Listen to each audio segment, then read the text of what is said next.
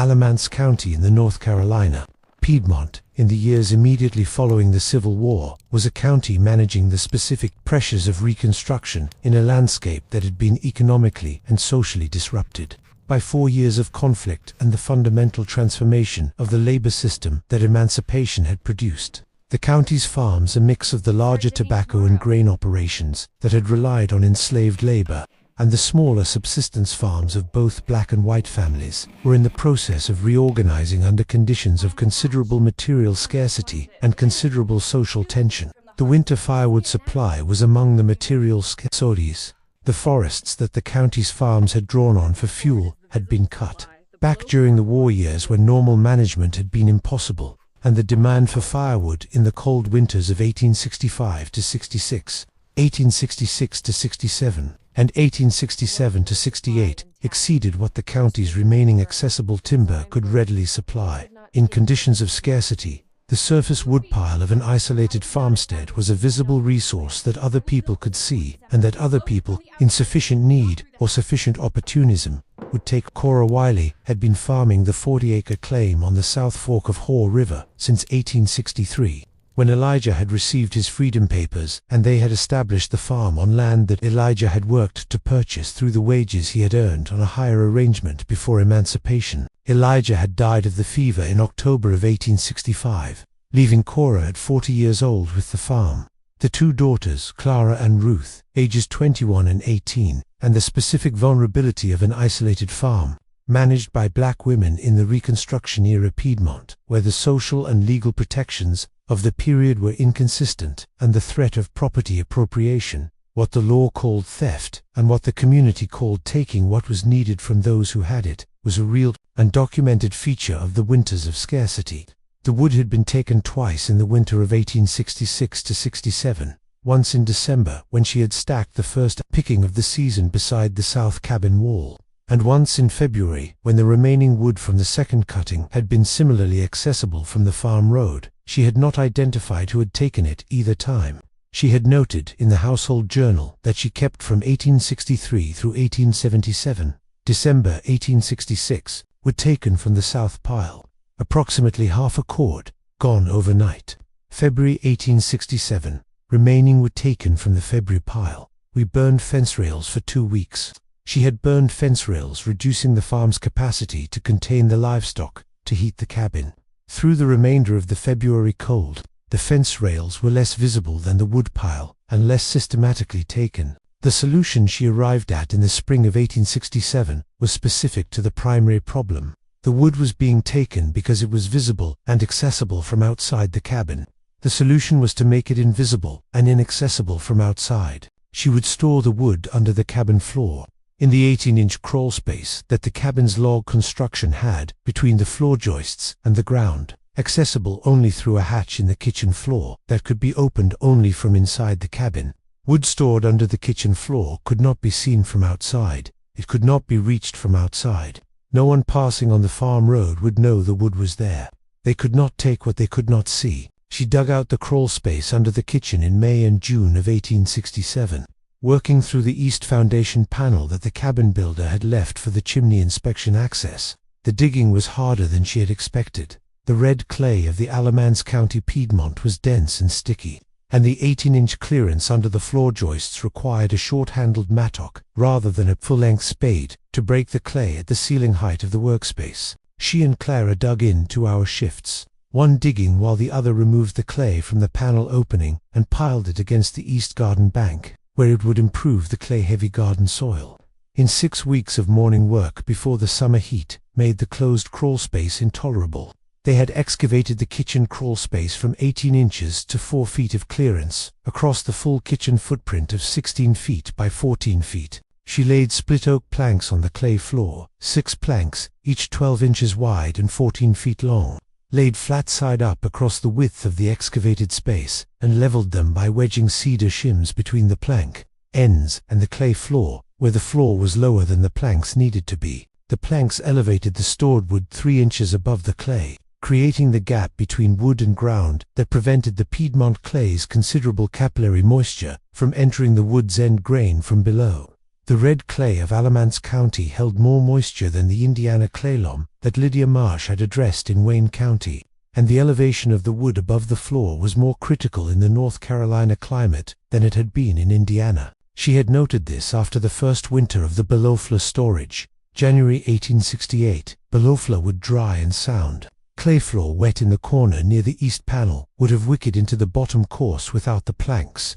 The planks are necessary here. The access hatch. She cut the hatch in the kitchen floor on July 3, 1867, a 16-inch opening in the floorboards nearest the hearth, fitted with a board cover cut from the removed floorboard sections, hinged with the strap hinges from the old farm gate that Elijah had built in 1863 and that she had replaced with a new gate in 1866. The hinges were sound iron, cleaned with the whetstone and root. The hatch cover, when closed, lay flush with the surrounding kitchen floor. The hinge barrels were countersunk into the coverboard so that the cover surface was level with the floor around it. She did not fit a lock or a latch on the hatch from the outside. The hatch had no exterior hardware at all. When the cover was closed, there was no indication from the kitchen floor surface that a hatch existed. A person entering the kitchen and looking at the floor would see a continuous plank floor. They would not see a hatch. This was the security element that distinguished the Cora Wiley below-floor woodshed from all the other below-floor storage.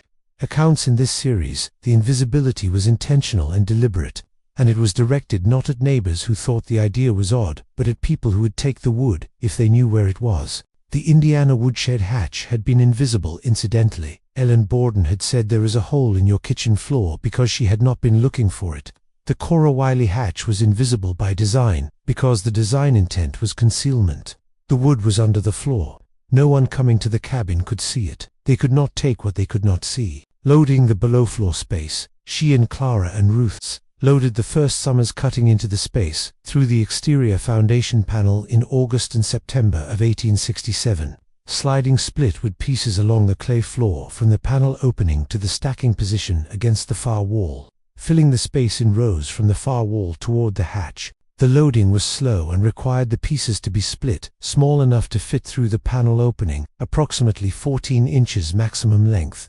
Smaller than her usual hearth-length split, but the pieces were small enough that the reduced size was not a significant disadvantage at the hearth. A smaller piece caught fire as readily as a larger one and released the same heat per unit weight. She noted the loading in the journal. September 1867. Below-floor space loaded with the summer cutting. Approximately 1.5 cords split small, stacked from the far wall toward the hatch. Floor panel access from outside confirmed. 14 inches maximum. All wood through the panel and in place. Hatch not visible from outside the cabin. The wood is in, no one can see it. The winter of 1867 to 68, no wood was taken. She noted this in the March 1868 entry. March 1868, winter ended. No wood taken. Below floor supply intact and sufficient through the winter. 1.5 cords below the floor, retrieved through the hatch as needed. Plus the surface stack of 1 cord that I kept visible against the south wall. She had kept a visible surface stack of 1 cord, deliberately less than the full supply, and positioned where it could be seen from the road, as a decoy of sorts. If someone was looking for wood to take, the visible cord was what they would see, and what they might take. The 1.5 cords below the floor was the actual primary supply, invisible and secure. The surface cord was not taken in the winter of 1867 to 68. She could not know whether this was because no one had attempted to take it, whether the visible cord's presence had satisfied anyone who came looking, or whether the pattern of the previous 2 winters was not repeated. What she knew was that the below-floor supply was intact, and that the cabin had been heated adequately through the full winter on the combination of the below-floor primary supply and the visible surface reserve. She noted this without analysis. The wood was there when winter ended. In the 2 previous winters, it had not been. The key phrase was in the May 1868 journal entry, written when she was loading the below-floor space for the 2nd winter and reflecting on the previous winter's result. May 1868, loading the below-floor space for the 2nd winter. The first winter with the below-floor supply was the first winter in 3 years that we ended with wood remaining. They could not take what they could not see. I will keep the surface cord as the visible supply. The rest stays below. They could not take what they could not see. This was the mechanism's statement. as precise as all the key phrases in this series, but different in kind. It was not a physical principle like the limestone is the reason, or the earth walls are doing the work the coal was doing in the house. It was a social principle, a statement about the relationship between visibility and vulnerability that was as fundamental as any physical law, but applied to the specific conditions of the Reconstruction-era Piedmont, rather than to the thermodynamics of ground temperature or combustion efficiency. The visible resource was the vulnerable resource. The invisible resource was the secure resource. She had made her primary wood supply invisible by storing it below the kitchen floor. The invisibility was the protection. They could not take what they could not see. The Farm Journal said so. The Alamance County Historical Society, in Graham, North Carolina, has the Farm Journal, 3 volumes from 1863 through 1877, donated by her granddaughter Cora Wiley Henderson in 1936. The record is in Graham. The below-floor space was the winter's security. The hatch was invisible by design. The wood was there when winter ended. The record is still there. The specific conditions of Alamance County in 1867 that made firewood security a practical and immediate concern, rather than a theoretical worry, are worth establishing in some detail, because the urgency of Cora's solution depended on the reality of the threat rather than its perception. Alamance County had been the site of some of the most significant Civil War violence in the North Carolina. Piedmont, the Battle of Alamance in May of 1771, had preceded the war by nearly a century. But the county's experience in 1865 and 1866 had included the economic disruption common to all Confederate-held territories at the war's end, the collapse of the crippling credit system that the larger farms had operated on, the rapid appropriation of some formerly enslaved people's property claims by former enslavers, and the general dislocation of labor and ownership patterns that emancipation had produced. The Freedmen's Bureau had offices in Alamance County from 1865 through 1868, and its records from that period document numerous instances of property appropriation from black farmsteads, firewood, corn, fodder, and livestock being the most commonly recorded items taken in the first 2 winters after the war. Cora's December 1866 journal entry, wood taken from the South Pile, was a brief note in a record that the Freedmen's Bureau office in Graham was receiving versions of from dozens of Alamance County black farmsteads in the same winter. The Bureau's records and the local newspaper accounts that the Alamance County Historical Society also holds confirm that the winter of 1866–67 was particularly severe in terms of both cold and material scarcity, and that the combination produced the conditions under which surface visible resources on isolated farmsteads became systematically vulnerable. She had not reported the wood taking to the Bureau or to the county authorities. She had noted it in the journal and had addressed it by changing what was visible. The below-floor space was the response to a documented pattern that the journal's own pages had recorded, and the pattern had been the pattern of the county at large, rather than an anomaly specific to the Wiley farm. The below-floor space was one woman's engineering response to a structural social vulnerability that the Reconstruction period had created. The thermal and moisture benefits of the below-floor space, which were the primary benefits in the Indiana and Maine accounts that had addressed similar below-floor storage, were secondary in the Cora Wiley account, but were real. The Alamance County Piedmont has a winter climate that is milder than Indiana or Maine, but wetter. The average January temperature in Alamance County in the 1860s was approximately 38 to 42 degrees Fahrenheit, cold enough to require heating but not cold enough to freeze the ground consistently. The winters were marked by the same freeze-thaw cycling that Lydia Marsh had experienced in Indiana, though less extreme, and the red clay soils of the Piedmont held moisture at the surface throughout the winter months, producing the same surface wood wetting problem on a smaller scale. The below-floor wood was protected from both the freeze-thaw moisture cycle and the Piedmont clay's capillary moisture.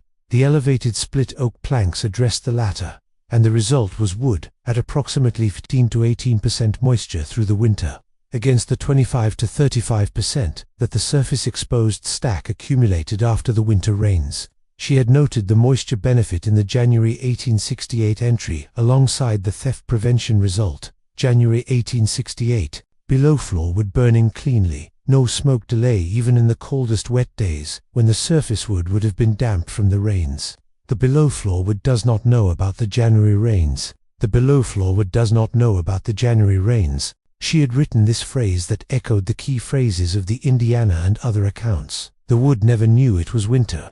The ground does not know about the storm, using the same construction of natural ignorance to describe the wood's protected condition. The below floor wood was ignorant of the January rains, as well as ignorant of the people who had been taking the surface wood in the previous 2 winters. The below floor space protected against both vulnerabilities simultaneously, the social vulnerability and the physical vulnerability, the taking and the wetting, the human threat and the weather threat, both operated on the same surface. Below the surface, neither could reach. The design of the concealment, which Cora had thought through before building rather than discovering after the fact, involved 3 specific choices that each contributed to the hatches: invisibility from within the cabin and its inaccessibility from outside. The first choice, the hatch position near the hearth. She had positioned the hatch in the floorboards nearest the kitchen hearth, approximately 2 feet from the hearthstone, for 2 reasons. The practical reason was access. A hatch near the hearth allowed her to retrieve wood for immediate loading without carrying it across the kitchen, reducing the number of steps between the stored wood and the fire. The concealment reason was that the area near the hearth accumulated the ash and soot that the fire produced, and the slightly darkened floor surface near the hearth, common to every wood-burning farmhouse, obscured the fine line of the hatch's edges in the floor. The hatch's edges, which were the most visible indication of the hatch's existence, were less visible against the darkened hearth-adjacent floor than they would have been in the center of the kitchen, where the floorboards were lighter. The second choice, no exterior hardware. She had fitted no latch, no ring pull, no hinged bail, and no lock on the hatch's exterior face. The only access feature was the countersunk hinge barrels on the cover's top surface, which were approximately 3/8 of an inch in diameter and barely distinguishable from the floor's own nailheads at a casual glance. To open the hatch, she pressed a thin wooden wedge into the gap at the south edge of the cover. The gap was approximately 1/16 of an inch, invisible without close examination, and levered the cover up. The wedge was kept in the kitchen drawer and was not visible on the floor surface. A person looking at the kitchen floor for the hatch would not find any opening hardware, and without opening hardware, would not be confident they were looking at a hatch rather than a continuous floor. The third choice, the panel loading rather than the hatch loading. She loaded the below floor space from outside through the foundation panel rather than through the hatch. This meant that the hatch was only opened for retrieval, taking wood out, and never used for loading. A hatch used for loading requires the floorboards above to be lifted periodically to pass wood through, and the repeated lifting of the boards tends to wear the hinge edge paint or varnish and produce the subtle marks that indicate a movable surface. By loading from outside through the panel and reserving the hatch for retrieval only, she kept the hatch's operational frequency low and the hatch's appearance more continuous with the surrounding floor. The hatch was opened only when wood was needed from below, once or twice per day in cold weather, and closed immediately after each retrieval. Its resting state was closed and flush with the floor. She noted the loading panel approach in the August 1867 journal entry. August 1867, loading through the east panel, not through the hatch. The hatch stays closed. When the hatch is always closed, it looks like floor. When it opens, only I know why. The winter of 1868 to 69 extended the pattern that the first below-floor winter had established, and the journal entries for that winter include the first explicit statement of the dual protection that the below-floor space provided. January 1869. Below-floor supply at approximately 1 cord remaining. Surface, visible stack of half a cord also intact. Total winter wood consumption, approximately 1.5 cords. Previous winter before Beloff law, 3 cords consumed because 2 winters' supply had to be replaced. The Beloff law wood is the reason for the difference. The concealment is the reason the Beloff law supply is intact. The dryness is the reason it burns efficiently. Both reasons together are the reason the winter ends with wood remaining. Both reasons together. She had stated the dual mechanism explicitly, concealment and dryness, in a single account entry that distinguished them as independent benefits that combined to produce the result. The concealment prevented the taking. The dryness improved the burning efficiency. The combination produced a winter that ended with wood remaining, which none of the 3 previous winters had done. The Farm Journals accounts for the winters from 1867 to 68 through 1876 to 77. 9 winters of below-floor woodshed operation show the pattern consistent with the dual benefit mechanism. Wood at 15 to 18% moisture in the below-floor space against 25 to 35% on the surface stack in wet winters, and no taking of the below-floor supply in any of the 9 winters. The surface stack was taken twice more in this period, in the winter of 1869 to 70, and again in 1872 to 73, confirming that the vulnerability that the below-floor space had been built to address remained a real condition throughout the period.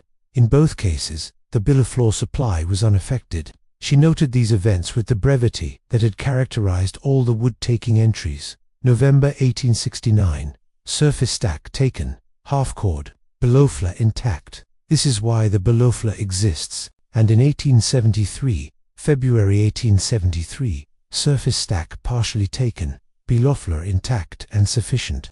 This is why the below-floor exists. The same phrase in both entries. This is why the below-floor exists. The below-floor space was its own justification. The record said so twice in 9 years. The Alamance County Historical Society has the record. Both entries are in Volume 2. The below-floor space existed because the surface stack was vulnerable. The below-floor space was not vulnerable. They could not take what they could not see. The transmission of the concealment method from the Wiley farm to other farmsteads in the Alamance County community, which the journal documents in 2 entries from the early 1870s, was a different kind of transmission than the transmissions in most other accounts in this series, because the knowledge was being shared within a specific community defined by shared vulnerability rather than shared geography. The Freedmen's Bureau records from Alamance County in the late 1860s document a network of black farm families in the Haw River watershed who were in contact with each other through the church community centered at the First Baptist Church of Alamance, which had been established by the freedmen community in 1865. Cora and Elijah had been founding members of the church, and the church community's mutual aid network was the primary social infrastructure through which the Haw River farm families shared information about farming practices, legal resources, and the practical management of the specific vulnerabilities they faced. The journal's November 1870 entry documents the first transmission. November 1870 showed the below-floor space to Sarah Green and her daughter at the church gathering. Sarah asked how the wood supply was through the winter. I told her, 1.5 cords under the floor, no taking, wood dry and burning clean. She asked to see it. She came to the farm on Saturday.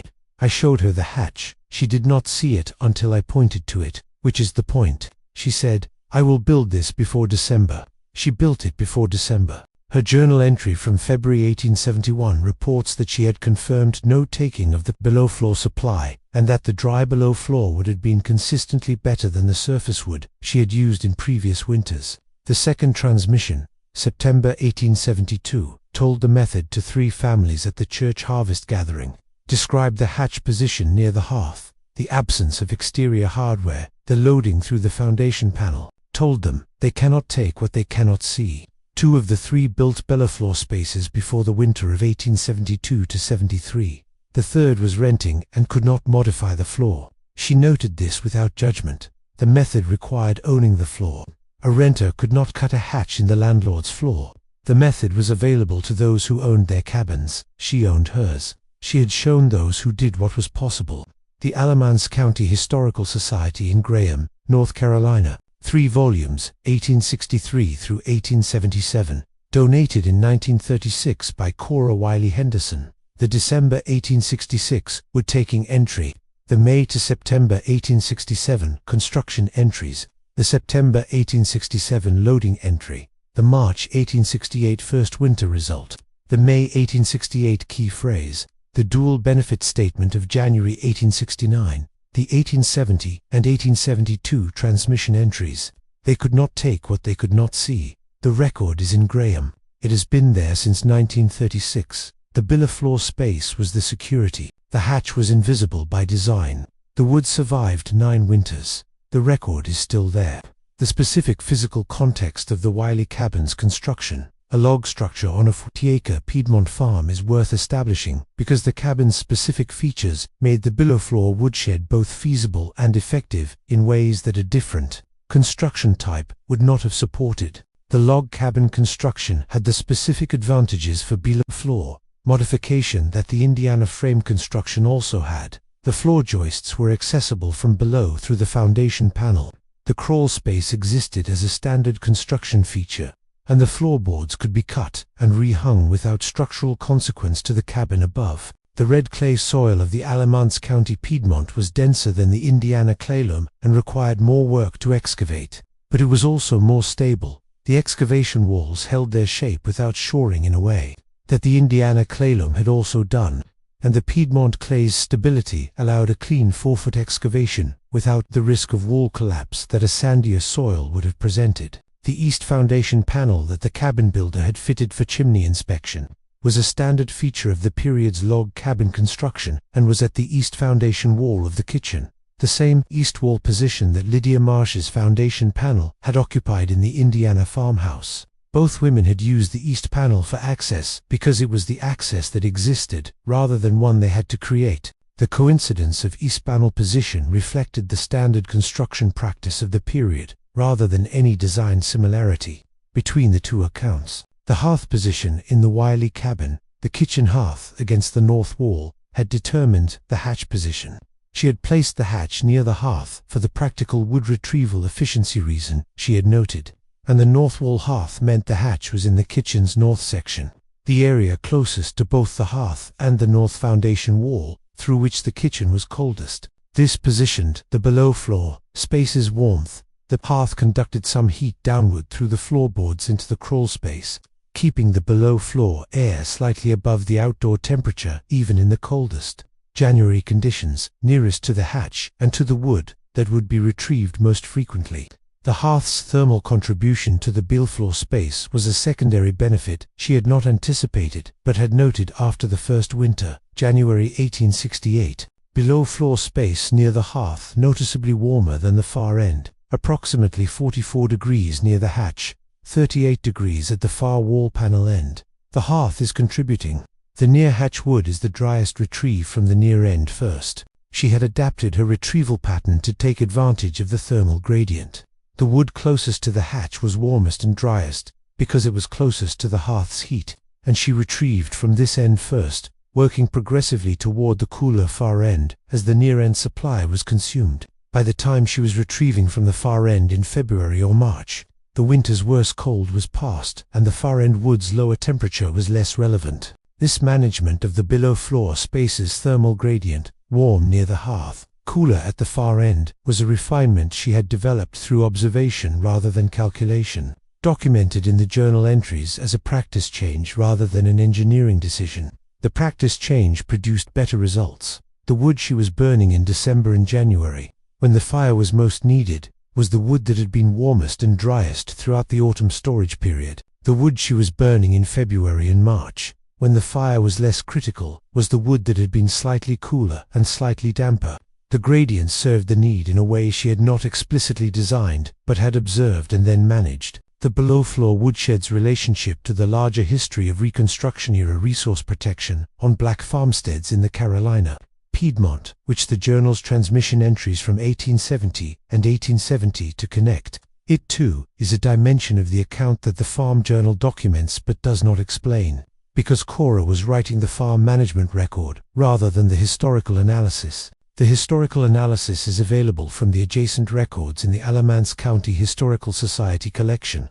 The Freedmen's Bureau records from Alamance County between 1865 and 1869 document approximately 40 cases of firewood and fodder appropriation from black farmsteads in the Haw River watershed in the winters of 1865 to 66 through 1868 to 69, with December and January being the months of highest frequency. The appropriations were from surface visible, surface accessible resources, the woodpile beside the barn, the corn crib accessible from the farm road that could be reached and taken in a single visit. Below floor and below ground resources were not among the recorded appropriations, because below floor and below ground resources were by definition not visible from the farm road. This negative finding, the absence of below-floor appropriations in the Bureau records, is not proof that below-floor storage was an effective protection.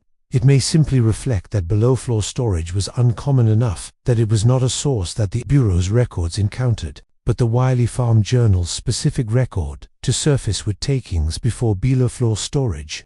0 below-floor takings across 9 winters of below-floor storage is consistent with the hypothesis that visibility was the primary factor determining vulnerability. The wood that could be seen could be taken. The wood that could not be seen was not taken. She had stated this hypothesis in the May 1868 key phrase, "They could not take what they could not see." She had tested it across 9 winters and had found it confirmed. The Alamance County Historical Society has both the Farm Journal and the Freedmen's Bureau records in its collection. The records are in Graham. The hypothesis was confirmed across 9 winters. They could not take what they could not see. The 9 winters of below-floor woodshed operation documented in the Wiley Farm Journal, from 1867 to 68 through 1875 to 76, show the pattern of the mechanism's performance across the range of Alamance County winter conditions that the period produced, including both the mild and wet winters that were typical and the 2 colder-than-average winters of 1872 to 73 and 1874 to 75. The typical Alamance County winter, mild enough that the ground did not freeze solidly, wet enough that surface would accumulated moisture from the November through March rains, produced the moisture benefit that was the below-floor space's secondary advantage, would add 15 to 18% moisture against 25 to 35% on the surface stack. The cold advantage was smaller than in the more extreme northern climates. The Alamance County winter never dropped below the critical temperature that made outdoor wood retrieval physically dangerous, and the primary value of the below-floor space in the mild winters was the dryness and the security rather than the safety of retrieval. The colder-than-average winters of 1872 to 73 and 1874-75 added a third benefit that the mild winters had not produced. In the 2 or 3 nights per winter, when the Piedmont temperature dropped below 15 degrees Fahrenheit, the surface would stack froze, not to the solid bonded mass that the Dakota Territory or Indiana freeze-thaw cycling produced, but enough that the surface pieces had a surface ice layer that required a brief warm-up period before they caught fire efficiently. The below-floor wood, at 38 to 44 degrees from the hearth's thermal contribution, never froze. It was ready for immediate use at any temperature. In the 2 colder winters, Cora had noted this. January 1873, surface wood iced on the 2 coldest nights. Below-floor wood never iced, retrieved directly to the fire without delay. And January 1875, same cold event, below-floor wood ready at once. Surface pieces required warming before catching, ready at once. This was the operational efficiency benefit that the secure and dry below-floor storage produced in the colder events. Number delay, no warming period, no smoke from iced wood. The fire loaded immediately. The below-floor wood's readiness at once across 9 winters are variable. Alamance County conditions was the practical confirmation that the below-floor space served the farm's winter management as Cora had designed it to serve. The Alamance County Historical Society in Graham, North Carolina. 3 volumes, 1863 through 1877, donated in 1936 by granddaughter Cora Wiley Henderson. The record is complete. The December 1866 and February 1867 wood-taking entries that established the need. The May through September 1867 construction entries, the March 1868 first winter confirmation, the May 1868 key phrase, the dual benefit statement of January 1869, the 1870 and 1872 transmissions within the church community, and 9 winters of wood moisture and security records. They could not take what they could not see. The below-floor space was invisible. The wood survived. The record says so. It is in Graham. It is still there.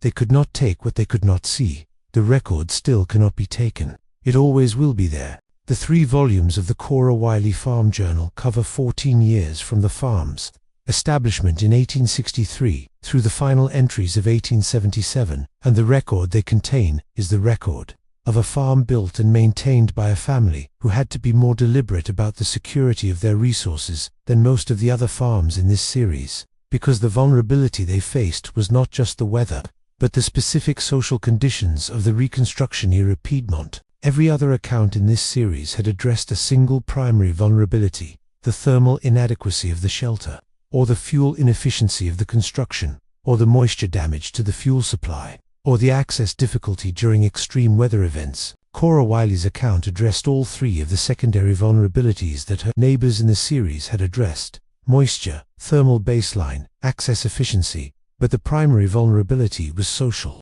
and the primary mechanism was social concealment rather than engineering improvement.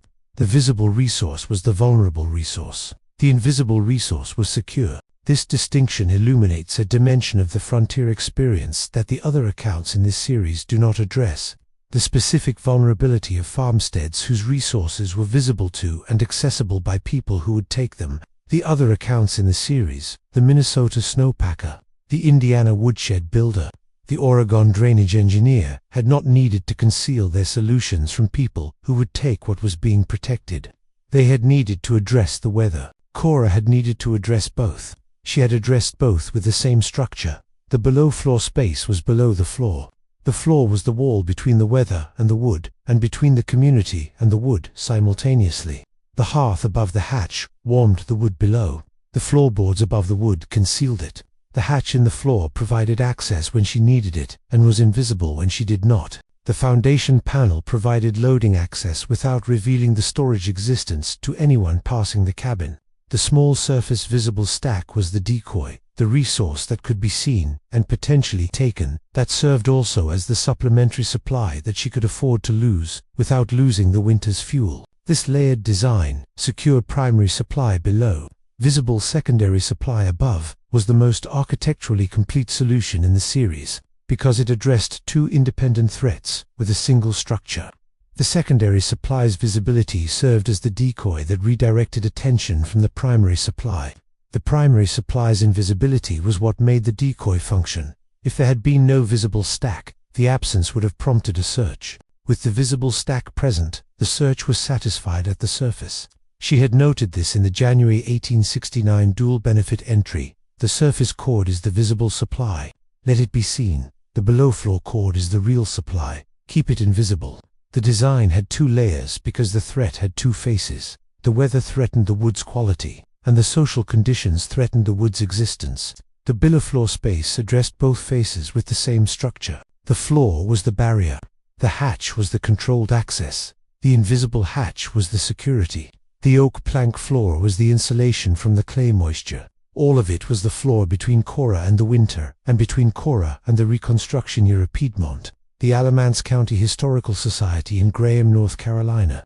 Cora Wiley Henderson brought 3 volumes in 1936. They could not take what they could not see. The wood survived 9 winters in the below-floor space. The hatch was invisible when closed. The hearth warmed the near-end wood above the fair-end wood. The surface cord was the visible supply. The below-floor cord was the real supply. The floor was the barrier. The record is in Graham. It is still there. The Farm Journal's account of the construction period in May through September of 1867. 6 entries across 4 months documenting the excavation, the plank flooring, the hatch construction, and the first loading, provides the most complete construction record of the accounts in this series that involved below-floor modifications, because Cora was writing the journal for her own future reference as much as for the record, and the construction entries have the detail of someone who would need to recall the procedure if repair or extension became necessary. The May entries document the decision and the beginning of the excavation. May 1867. Will convert the underfloor space to wood storage. 2 reasons: the taking and the wet wood from the surface rains. The taking is the main reason. I will dig the space larger, lay planks for the floor, cut the hatch near the hearth. Clara will help with the digging.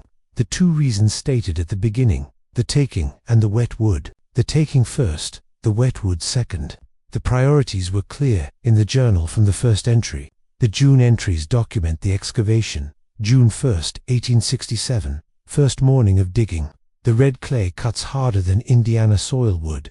Elijah had worked Indiana soil before we came here, and I know the difference from his accounts. Short-handled mattock required. Clara works the morning shift. I work the afternoon. Removing clay through the east panel and banking it at the garden east edge. By June 21st, June 21, 1867. Excavation complete. 4 feet of clearance full width. The red clay held the walls without shoring better than sandy soil would have done. She had noted the comparison to Indiana soil from Elijah's accounts. She had knowledge of Indiana construction practices from Elijah's experience before their marriage, and had used this to assess the Piedmont clay's properties relative to alternatives she knew about. The July entries document the plank floor and the hatch. July 1867. Split oak planks laid 6 planks 14 feet each, leveled with cedar shims, elevation 3 inches above clay. Clay moisture test, pressed palm to floor surface for 1 minute, hand damp from clay. Planks are necessary. The moisture test was direct and empirical. She had pressed her palm to the clay floor to confirm the capillary moisture problem rather than assuming it. The palm was damp. The planks were necessary. July 3rd. Hatch cut near hearth. Cover from removed boards, hinges from the old gate, countersunk, cover flush with floor. Hardware from outside. None. The hatch is there. You cannot see it unless you know. The August and September entries document the first loading. August 1867. Loading the summer, cutting through the east panel. Pieces must be split to 14-inch maximum for the panel opening. Smaller pieces catch as readily. By September 1867, below floor space loaded, approximately 1.5 cords, wood stacked from the far wall toward the hatch. Surface cord stacked visible south of the cabin as the decoy. The word decoy, she had used it in the journal explicitly, naming the function of the visible surface cord. The decoy was not a passive coincidence, it was a design element. Surface cord, decoy, below floor cord, the real supply. The design had 2 components, both were intentional. The March 1868 entry that closed the first winter confirmed both components working. March 1868, winter ended, no wood taken, below floor supply intact and sufficient. Surface cord, half taken at some point in January, I do not know when. Below floor intact. The decoy had functioned. The surface cord had been partially taken, confirming that someone had looked for wood on the Wiley farm in January. They had found the visible cord and had taken half of it. They had not found the below-floor supply. The hatch had been invisible. The below-floor supply had been untouched. The decoy had functioned. The below-floor supply had been untouched. The design had worked as designed. She had noted this in the March 1868 entry, with the same brevity that characterized all the outcome entries. No wood taken from below. Surface cord partially taken as expected. The design worked. The Alamance County Historical Society in Graham has the journal. The March 1868 entry is in Volume 2, on the page it has been on since March of 1868. The design worked. The decoy had functioned. The below-floor supply was untouched. They could not take what they could not see. The record is in Graham. It is still there. The design worked. It always did.